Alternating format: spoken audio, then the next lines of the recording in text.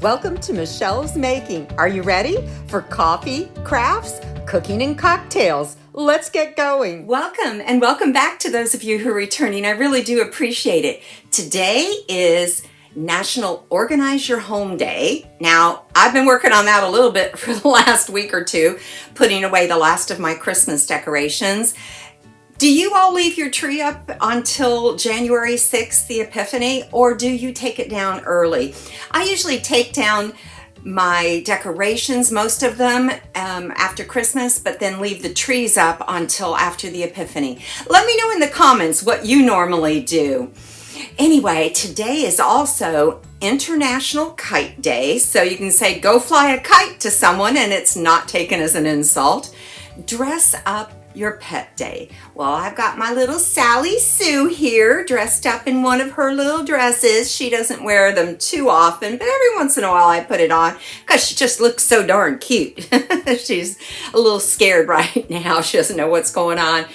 But it's also hot pastrami day, so enjoy some hot pastrami. It's also cesarean birthday, and that is in recognition of all those born by cesarean section, and also Dr. Jessie Bennett, who performed the first successful C-section over 200 years ago. Can you believe it?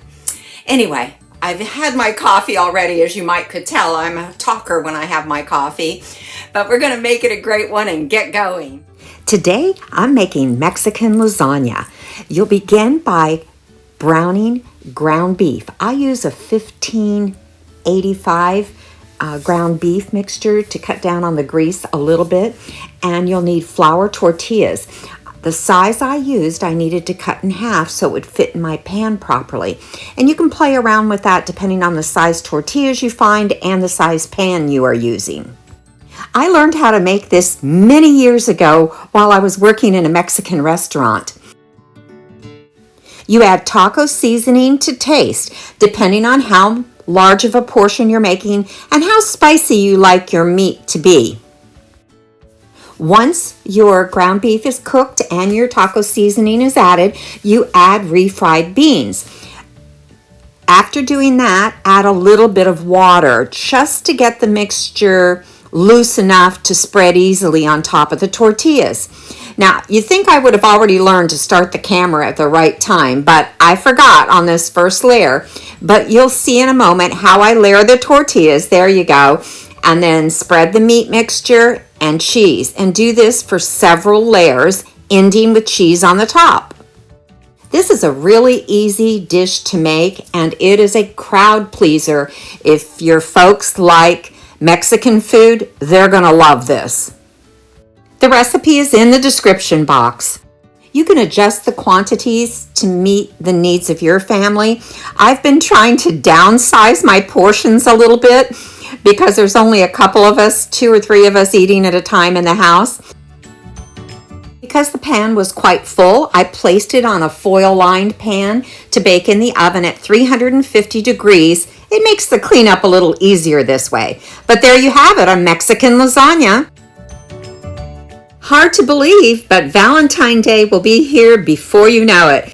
For this craft, I used 2 signs that came from Dollar Tree. They're wooden U-paint type signs that I took off the hanger and filled in the holes using lightweight spackling from Dollar Tree also. I like to add a little height and dimension to my crafts. It just makes them more interesting to me. So I was going to use some blocks to put between these 2 hearts that I'm going to glue together. And I wasn't sure if I was going to use the tumbling tower blocks or the little square blocks, both from Dollar Tree and both already in my craft stash. I decided in the end to use the tumbling tower blocks, but I painted them both because all through this I wasn't quite sure which ones I would use. I began by painting the solid heart with the acrylic red, just apple barrel paint. When painting, I did not paint the back sides of the hearts, and I wish I had done that before I constructed them together. I did go back later and paint the back of the red heart. Of course, no paint project is complete without using the handy dandy heat gun to speed the process. Here I'm painting the tumbling tower blocks, but you can see the little cubes there are already painted red. Next, using some ballet slipper pink chalk paint and the red acrylic paint, I mixed them together to get a little bit darker pink. I thought the ballet slipper was a little too light. I painted the slatted heart with this color of pink. The most challenging part of painting this was getting in all the little edges, because I like the edges to be painted as well. But remember what I told you also about paint colors and how sometimes mixing them together will get the shade that you really prefer. I also painted the smaller hearts with the little cutouts there that you see to the left with the pink as well. I did finally decide to use the tumbling tower pieces to act as spacers between the two hearts, and I used my Gorilla Glue and some hot glue to help hold them in place while the Gorilla Glue dried.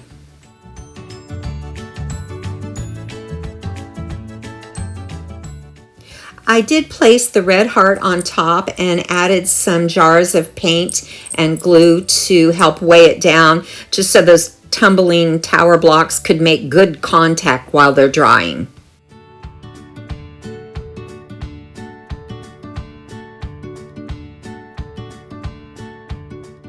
Next, I added some more Gorilla Glue to the other side of the tumbling tower blocks and a little dot of hot glue as well. And again, placed them on the red heart and weighed them down while they completed the drying process.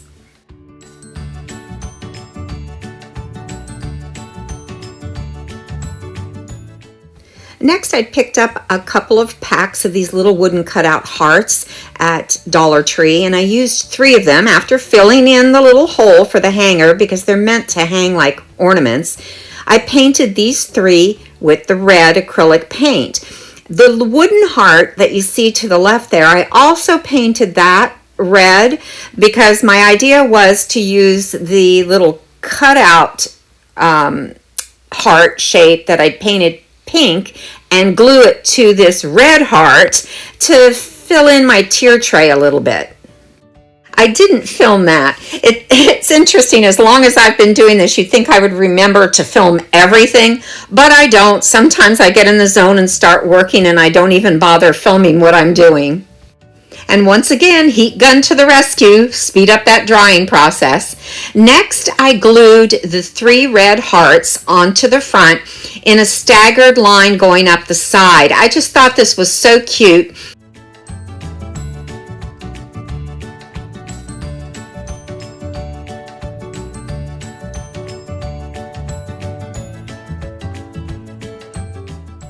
This is starting to remind me of the conversation hearts we get at Valentine Day.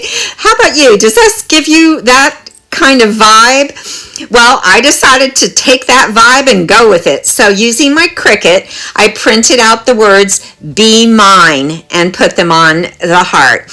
As always, when doing cricketing work, it's the transferring process that seems to always be the most challenging, getting the transfer tape off. Just slowly and patiently working with it, and it comes together in the end.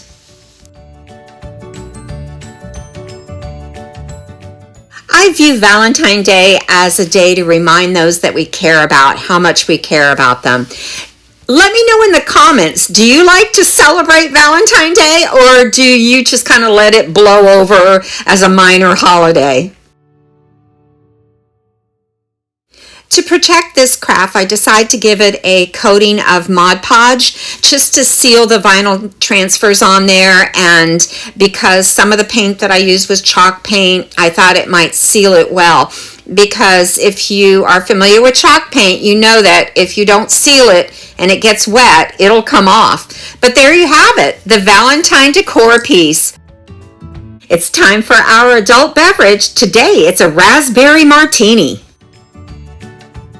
I'll put the full recipe in the description box, but it's made with vodka, razzmatazz liqueur, which is a raspberry liqueur, triple sec, and lime juice. Everything goes into the shaker with ice while your martini glass is chilling.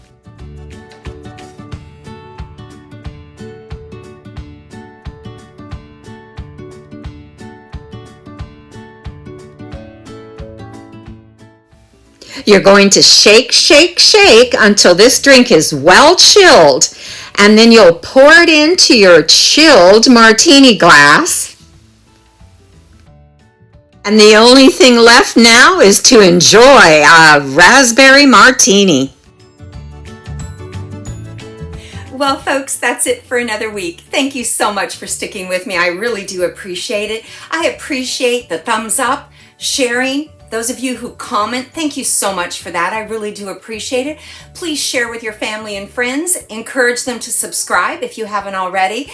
Subscribe yourself. I can't tell you how much I appreciate that. Make it a great week. Don't forget to take time to stop and smell the coffee, and I'll see you next Friday.